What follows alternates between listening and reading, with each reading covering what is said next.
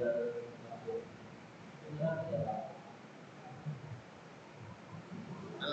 Pak.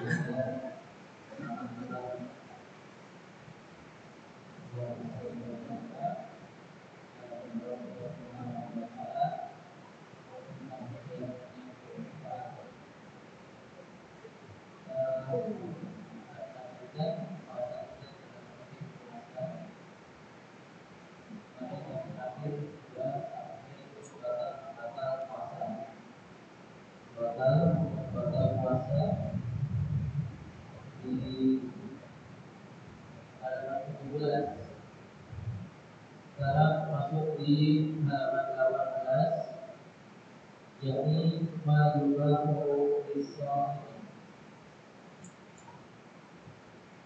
Apa yang boleh dilakukan oleh orang yang berpuasa? Apa yang boleh dilakukan bagi orang yang berpuasa?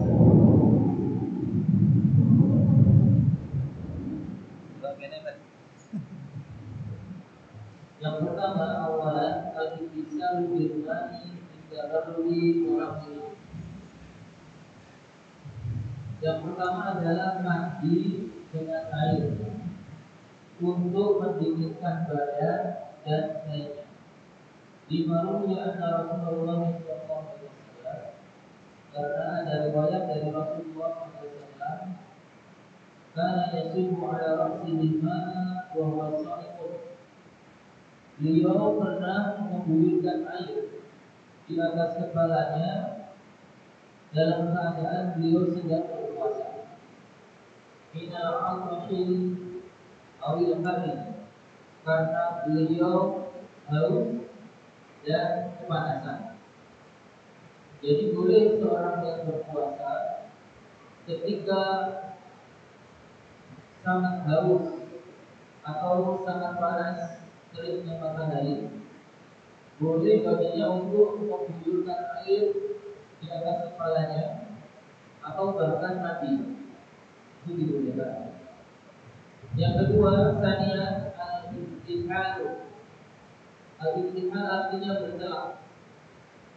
Celak itu memberikan goresan hitam di antara mata, di antara pelupuk mata dan bawah mata. Di Maria Aisyah radhiyallahu anha, qalat istamala Rasulullah sallallahu alaihi wasallam wa huwa sha'imun. Karena ada hadis yang diriwayatkan dari Aisyah bahwasanya Aisyah pernah berkata, Rasulullah SAW pernah melakukan celak atau bercelak, menggores dengan pena atau tubuh celak di antara mata, di mata bagian bawah, di mata bagian bawah dan bagian atas, dalam keadaan beliau sedang berpuasa. Wabatu dalikal fatratu fil aini wa tudri. Dan seperti demikian juga senantiasa boleh menggunakan obat tetes untuk mata dan telinga. Jadi boleh menggunakan obat tetes mata dan telinga. Kalau obat tetes mata kira-kira masuk dalam golongan apa? Mungkin ada yang masuk ya, kalau terlalu banyak. Kalau seandainya masuk ya harus dikeluarkan. Tapi pada dasarnya boleh menggunakan obat tetes mata dan obat tetes hidung, karena dikatakan di sini karena hubungan sama dan ilal jauh, karena keduanya tidak melewati jauh. Ini rongga tenggorokan. Bilbilafil fatrati fil fami wa tafi idza wasalat ilal jauh. Berbeda hukumnya jika obat tetes mata itu dimasukkan lewat mulut dan hidung. Kalau seandainya obat tetes itu sampai masuk ke rongga tenggorokan, maka tidak boleh, batal puasanya.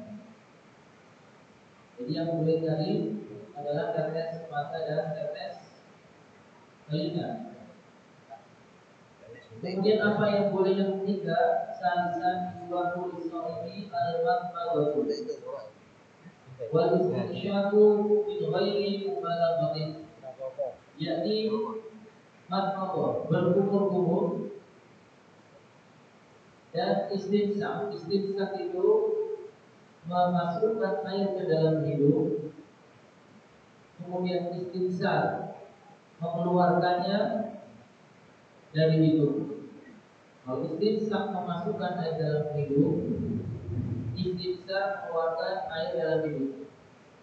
Seperti kita tatkala berwudu itu juga melakukan istinsak, memasukkan air ke dalam hidung dan mengeluarkannya, atau berkumur-kumur, maka ini boleh. Karena sabdanya Nabi Sallallahu Alaihi Wasallam, "Wa balik fil istinsyaqi illa an takuna sha'iman."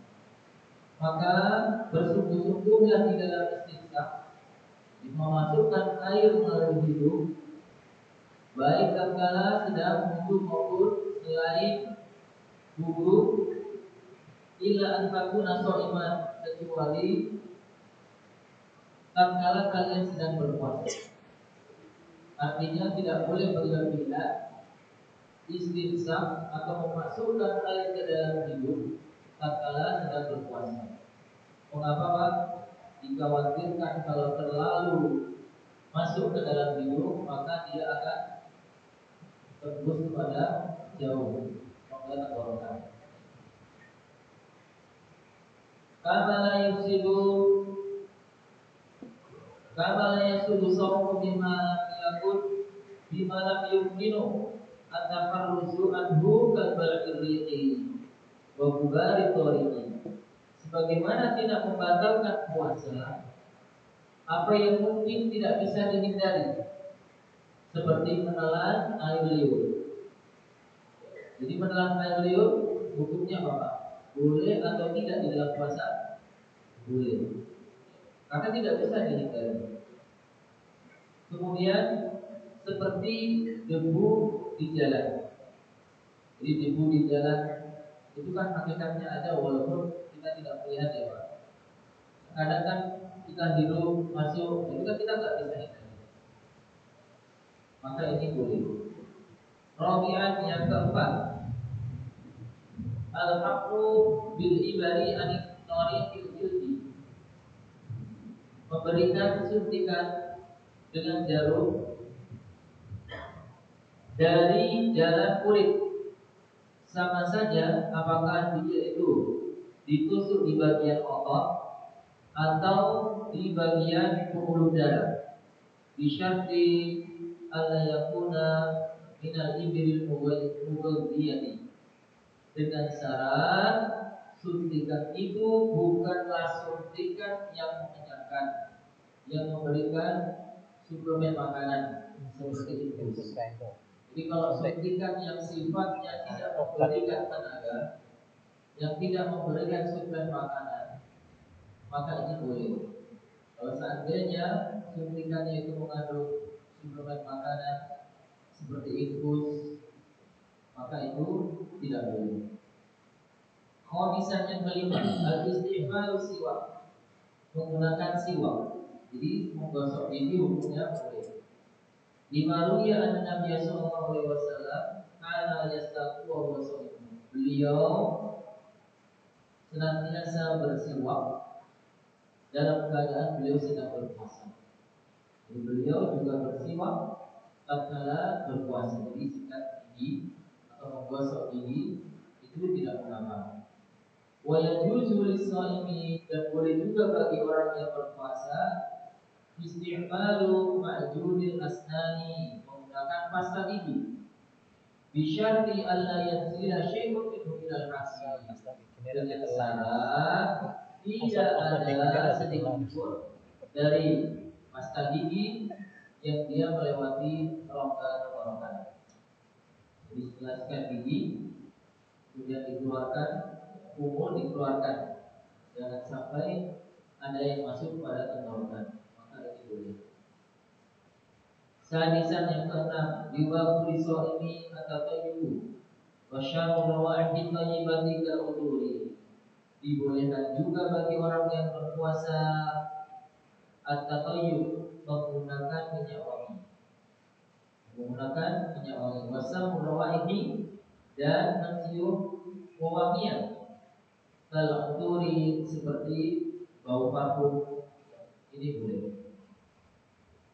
Karena bau parfum, wangi-wangian itu sifatnya tidak menyenangkan, tidak memberikan, hanya enak saja di aromanya. Sabian yang ketujuh, dubu ta'ami indal hajati bisyarti alla yakula ila qalbihi.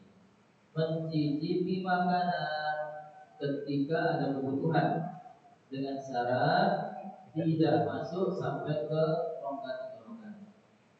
Jadi ketika memasak makanan dalam keadaan berpuasa, boleh tidak mencicipi makanan, Pak? Boleh, tapi jangan ditelan. Kalau ditelan ya batal. Jadi kalau mencicipi di lidah, kemudian dikeluarkan, umur dikeluarkan, maka ini tidak apa. Yang tidak boleh cicipinya satu centong, kemudian ditelan. Nah, kalau cicipi kan biasanya sedikit, ini hasilnya pas apa enggak.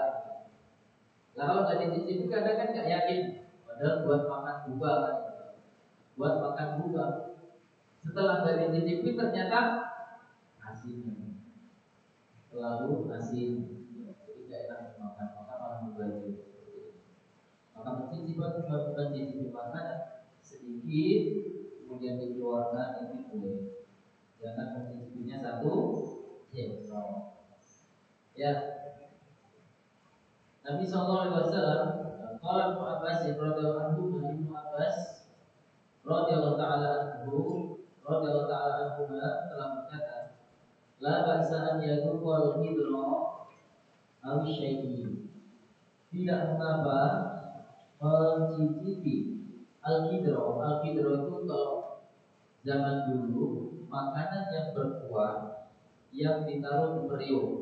Nah, jadi tidak mengapa mencicipi al-hidra, yaitu makanan yang berkuah yang ditaruh di periuk atau sesuatu pun dari makanan.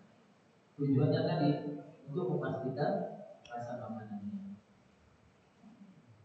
Kemudian yang kedelapan, yang dibolehkan bagi orang yang berpuasa, saminan, tajuzu lis-shaimi al-qublatu wal mubasyaratu bima dunal farji.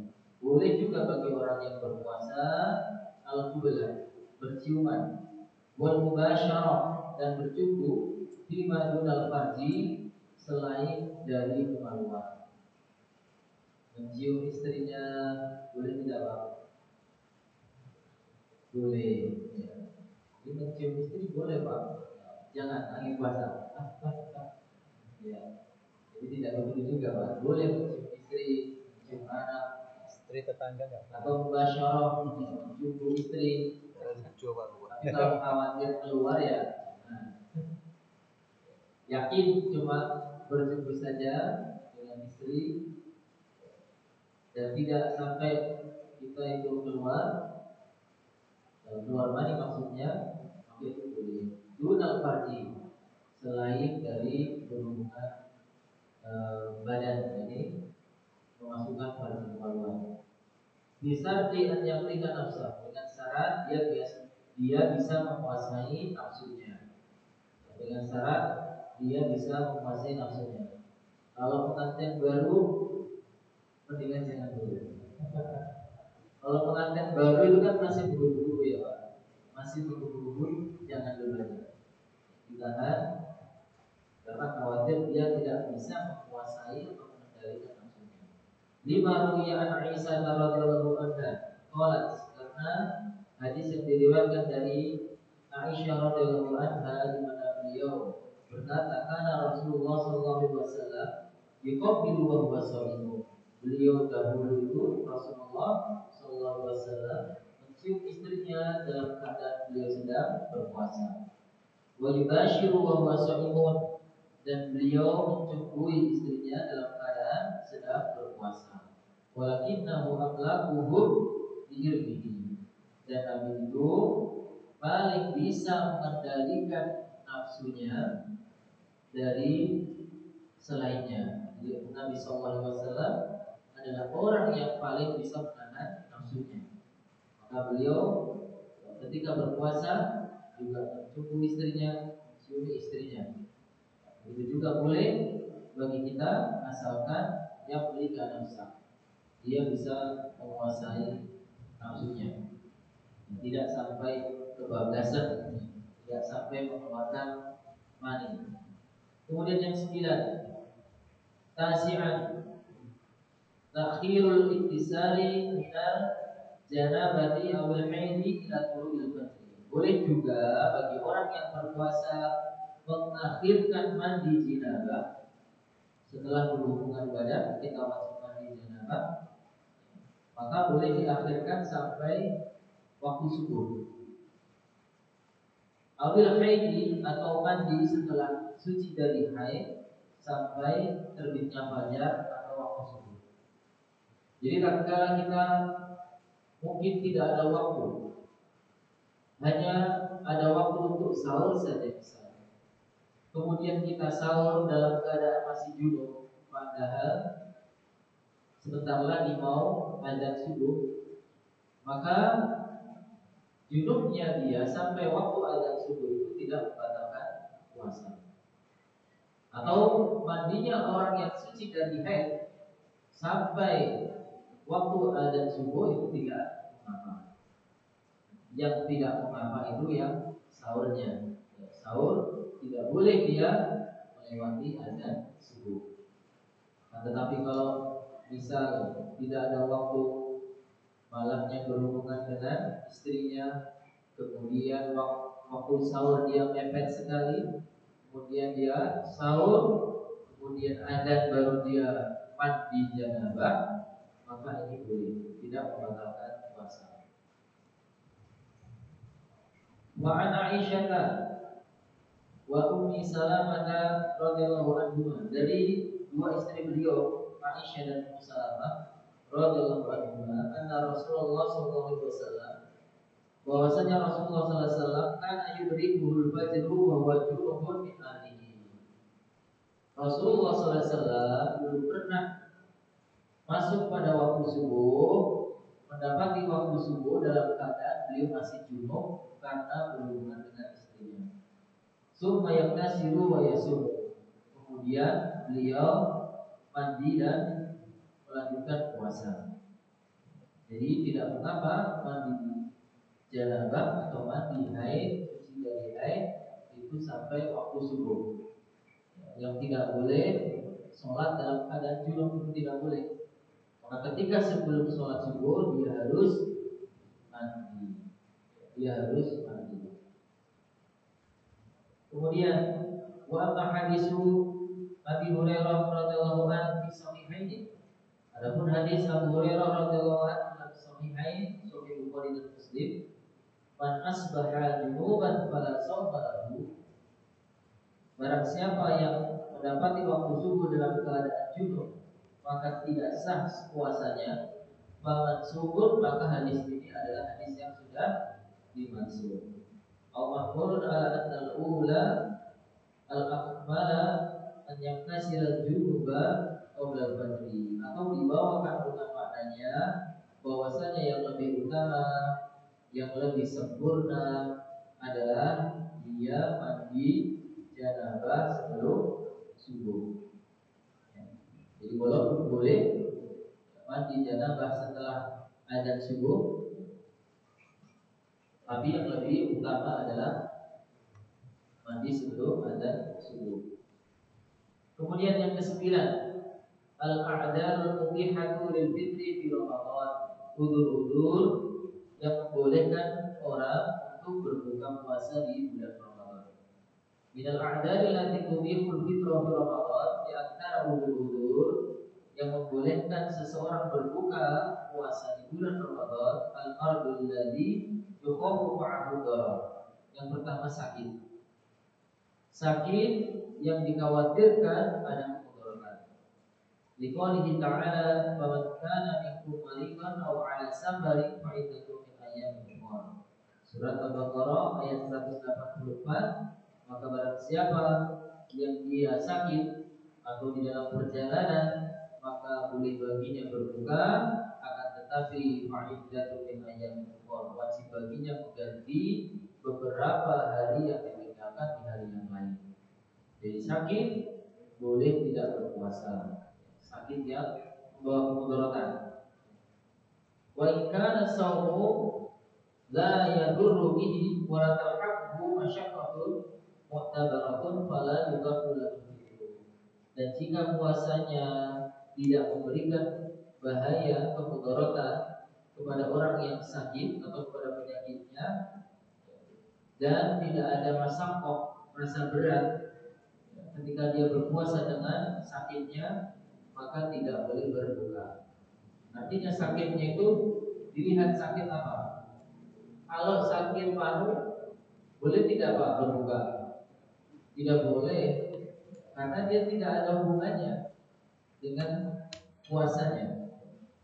Saya nggak puasa dulu, kenapa? Sakit kulit, gatel, ya maka ini tidak boleh. Kecuali kalau sakit demam, ya Pak, kemudian dia butuh asupan makanan, obat, maka ini boleh berbuka, tidak berpuasa. Yang kedua, udzur yang membolehkan untuk tidak berpuasa. As-safarul ladzi yuqimu qasra shalah. As-safar melakukan perjalanan yang perjalanan itu membolehkan mengqasar salat. Jadi safar atau melakukan perjalanan yang boleh untuk tidak berpuasa adalah ketika perjalanannya itu membolehkan untuk mengqasar salat. Wa makana sabanin kilometeran faksaro, dan dia jaraknya adalah 80 km atau lebih. 80 km atau lebih. Misal sini Solo ada 80 Pak? Ada ya. Kalau sini Solo ada 80, ya, ketika dia ingin berbuka maka tidak mengapa. Tapi kalau sekarang mungkin dengan fasilitas transportasi, misalnya, kita dimudahkan untuk melakukan perjalanan yang panjang tanpa rasa lelah capek, maka dia dibolehkan juga untuk berpuasa. Walam yakun maksiatan, dan safarnya, perjalanannya itu tidak dalam rangka maksiat.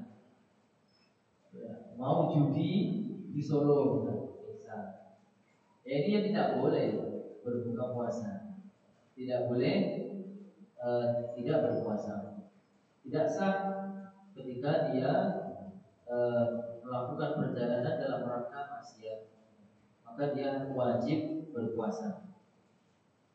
Fa in kana sawmu yaduru bi shaimi fi badani wa nawihi wajib 'ala al-fitur.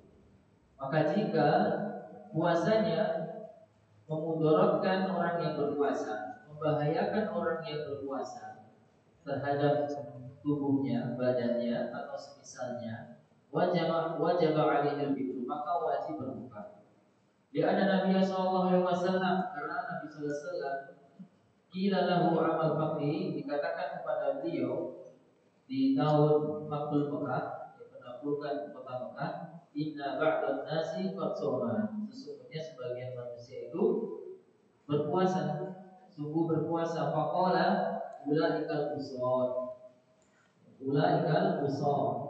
mereka itu adalah orang-orang yang bermaksiat. Ulaikal usad, beliau mengulangi sekali lagi, artinya ketika puasanya membawa kemudaratan, membahayakan tubuhnya, maka tidak boleh dia berpuasa.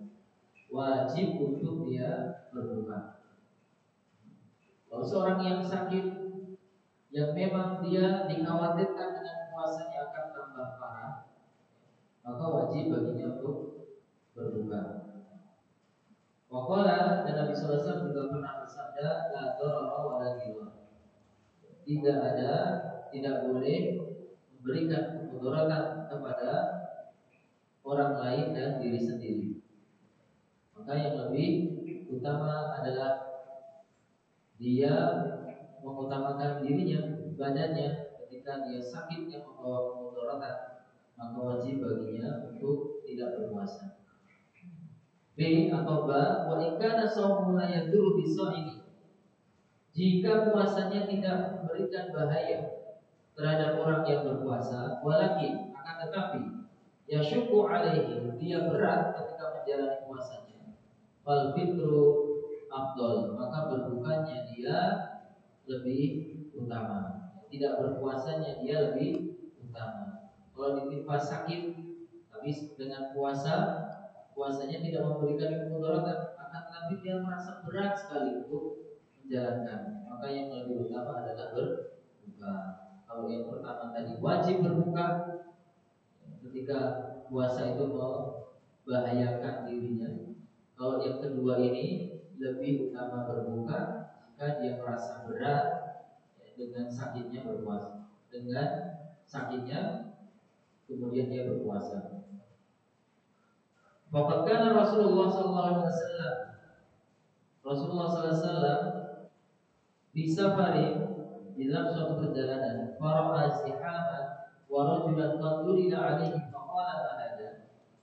Di suatu perjalanan Rasulullah melihat suatu kelompok dan ada seorang laki-laki yang sedang dinaungi atau dipayungi.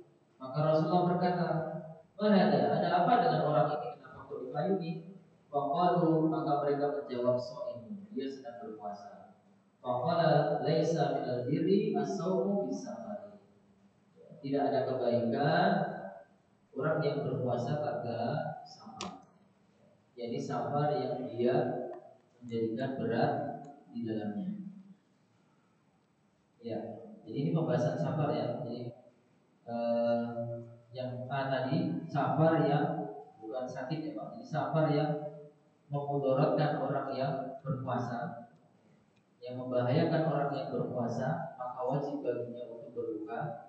Yang kedua, ketika safarnya itu tidak membahayakan dirinya.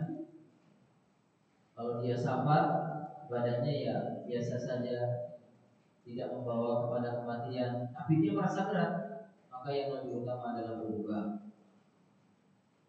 Kemudian waqala sallallahu alaihi wasallam, Nabi sallallahu alaihi wasallam pernah bersabda, "Innallaha yuhibbu an tu'ta rukhsatuhu kama yuhibbu an tu'ta ajaibuhu." Sesungguhnya Allah itu menyukai agar keringanan yang diberikan oleh Allah itu dilakukan. Sebagaimana beliau juga menyukai tatkala kewajiban sebelum ada keringanan atau rukhsah itu juga dilakukan. Jadi Allah suka ketika keringanan itu dilakukan. Ketika puasa, kemudian dia safar, kalau safarnya berat, maka Allah memberikan keringanan untuk berbuka. Maka yang lebih utama adalah berbuka, tidak berpuasa. Ja atau C, wa in kana shaumu la yasuqu alaihi. Jika puasanya itu tidak terasa berat ketika dia sedang safar, wa huwa mukhayyarun baina shaumi wal fitri, maka dia dibolehkan untuk memilih antara berpuasa atau berbuka. Li'anna Hamzah ibn Amr al-Aslamiyah radhiyallahu anhu qala Nabi sallallahu alaihi wasallam, karena Hamzah bin Amr al-Aslami pernah berkata kepada Nabi sallallahu alaihi wasallam, "Asumu fi safari wa kana kasir siyam." Apakah aku boleh berpuasa tatkala safar, tatkala sedang melakukan perjalanan? Dan dia Hamzah itu adalah orang yang banyak puasanya. Faqala, maka Nabi sallallahu alaihi wasallam berkata, "In syi'ta fasum wa in syi'ta fa'afdir." Maka jika kamu menghendaki boleh berpuasa atau berpuasalah, dan jika kamu menghendaki maka berbukalah. Jadi safar tadi, puasa dalam keadaan safar ada 3 hukum. Yang pertama, wajib dia membatalkan puasanya ketika safarnya membahayakan dirinya sampai membawa kepada kematian. Kemudian yang kedua adalah lebih utama berbuka. Jadi tatkala safarnya atau perjalanannya yang ditempuhnya itu terasa berat jika dia berpuasa. Kemudian yang ketiga, boleh berbuka atau boleh berpuasa, silakan dipilih tatkala perjalanannya tidak terasa berat ketika berpuasa. Dengan catatan tadi, jarak perjalanannya berapa? 80 km. Kalau sekarang misalnya kita disuruh naik mobil, mobilnya juga ada AC-nya, maka tidak terasa berat kan Pak? Maka kita boleh berpuasa. Kemudian yang ketiga, uzur yang membolehkan untuk tidak berpuasa. Al-hamilu wal murdi, orang yang sedang hamil dan menyusui. In khafata ala anfusihima aw ala auladihima tuftirani wa taqdiyani. Jika orang hamil atau orang menyusui, ibu hamil atau ibu menyusui, dia khawatir terhadap dirinya atau terhadap anaknya tatkala berpuasa, maka boleh dia berbuka atau tidak berpuasa, akan tetapi dia wajib untuk memotong puasanya. Orang yang hamil, ketika dia hamil apalagi dari semester pertama butuh dengan asupan, maka dia dibolehkan untuk tidak berpuasa. Orang yang menyusui atau ibu yang menyusui, yang dia butuh untuk makan sehingga keluar asinya, maka boleh untuk berbuka puasa atau tidak berpuasa. Akan tetapi wajib untuk memotong. Ada pendapat dari para ulama seperti hadis dari Ibnu Abbas, Ibnu Umar yang mengatakan bolehnya fidyah, maka yang lebih tepat di sisi para ulama dilihat kalau seandainya, jadi kalau orang hamil menyusui kan seperti orang sakit ya Pak. Suatu saat dia akan sehat, suatu saat dia akan tidak hamil dan tidak menyusui. Maka dilihat kalau seandainya hamilnya atau menyusuinya itu tidak berulang-ulang, sehingga dia punya waktu untuk bisa mengkodok puasanya, maka dia mengkodok puasanya.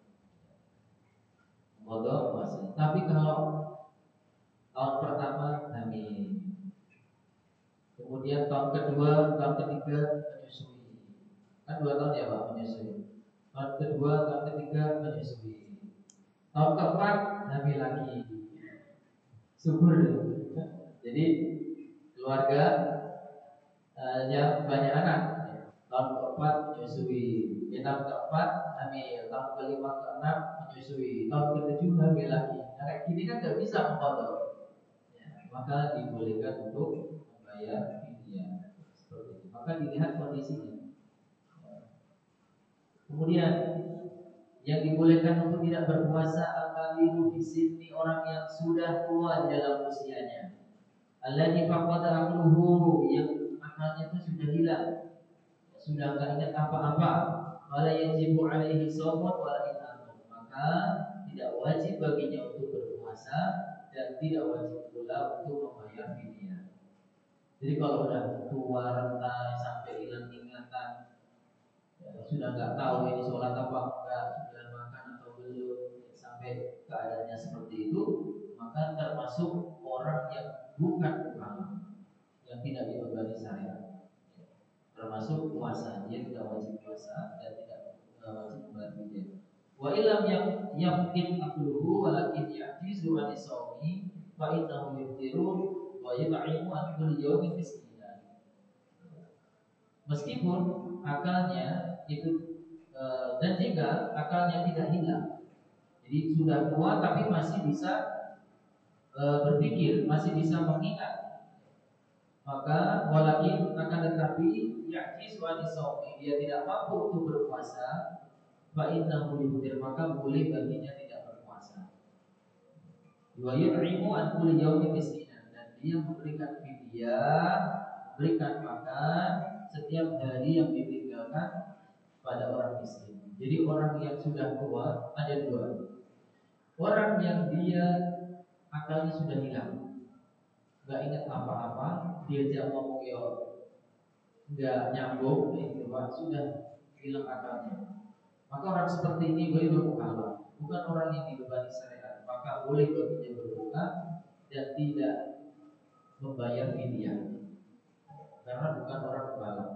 Kemudian orang tua yang kedua adalah orang tua yang masih mampu untuk berpikir, masih bisa diajak ngobrol, masih ingat. Maka di sini dia boleh berbuka, karena memang dia dari segi fisiknya tidak mampu lagi. Dia boleh berbuka, akan tetapi wajib membayar fidyah. Jadi memberikan makan satu orang miskin di setiap hari yang ditinggalkan. Yang kelima, man khafa ala nafsihi halak.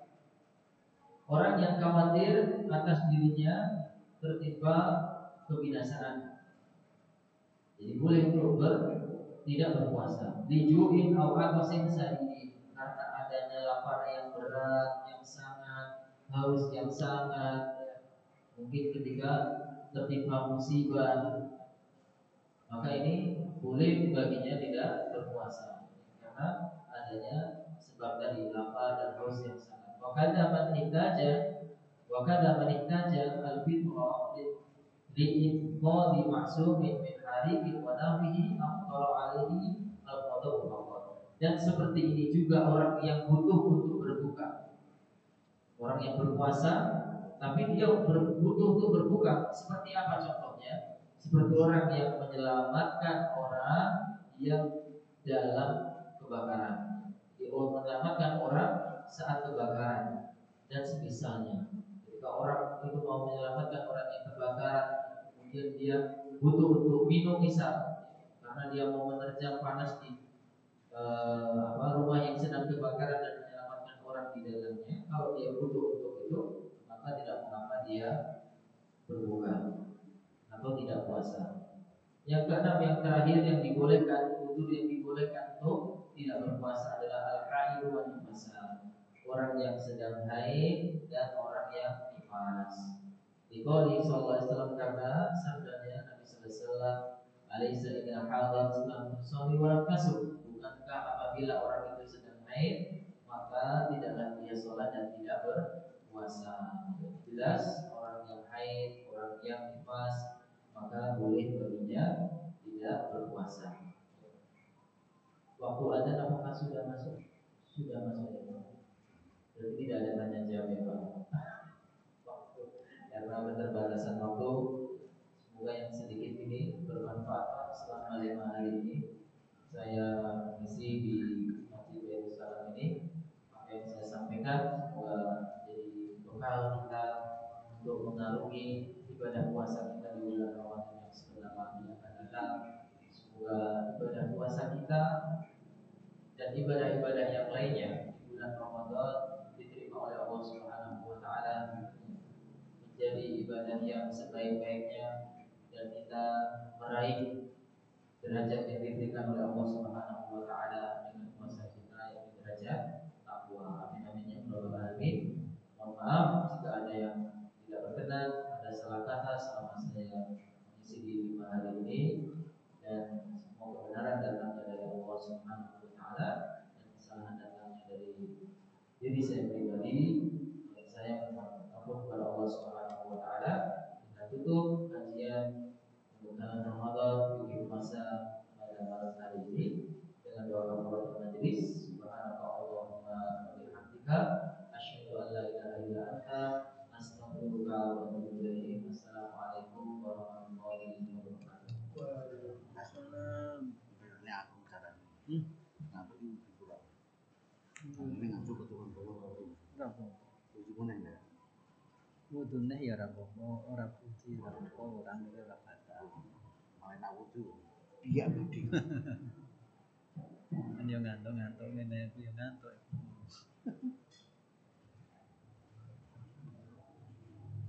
Ini sebetulnya apa? Ngantuk sekali tuh.